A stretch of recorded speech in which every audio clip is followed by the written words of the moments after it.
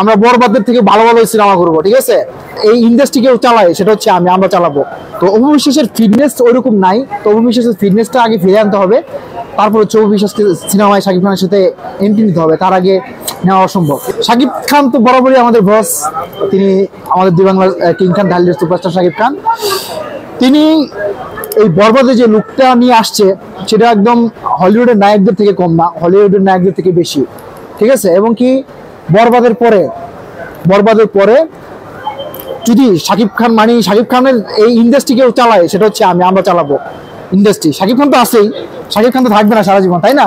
তারপরে এই ইন্ডাস্ট্রি কে চালাবে? কারা চালাবে? আমাদের মতো ইয়াং জেনারেশন চালাবে, আমরা চালাবো। আমরা শাকিব ইয়ানরা আছি, আমি রাসেল রানা আছি, আমরা মিলে জিলে ইন্ডাস্ট্রিকে আরো দূরে নিয়ে যাব। আমরা বরবাদের থেকে ভালো ভালো সিনেমা করবো, ঠিক আছে।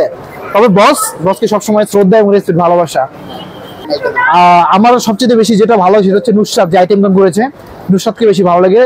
আপনার হচ্ছে যে নায়িকা ছিল ইদিকা পালের থেকে আমার কাছে নুসরাত কে বেশি ভালো লাগছে শাকিব খানের সাথে, বসের সাথে। অপু বিশ্বাস আর বুবলি তো ওরা তো মাই গড, ওরা তো ঢালিউড কুইন। অপু বিশ্বাস তো ঢালিউড কুইন, যদিও বুবলি না। অপু বিশ্বাস ঢালিউড কুইন, অপু বিশ্বাসের সাথে তুলনা কারোই হয় না। আর বুবলিকে মানায়, কিন্তু আমার কাছে সবচেয়ে বেশি প্রায়োরিটি পাবে অপু বিশ্বাস। হ্যাঁ, আবার দেখতে চাইলেও সেটা কখনোই সম্ভব না, কিন্তু আমি দেখতে চাই, কিন্তু আর এই জুটি আমি চাই না স্ক্রিনে। এই জন্য চাই না, যখন হচ্ছে আপনার কালারফুল যে এইচডিতে চলে আসছে আমরা এখন, আপনি জানেন আমাদের সিনেমা কতটা আপডেট হয়েছে।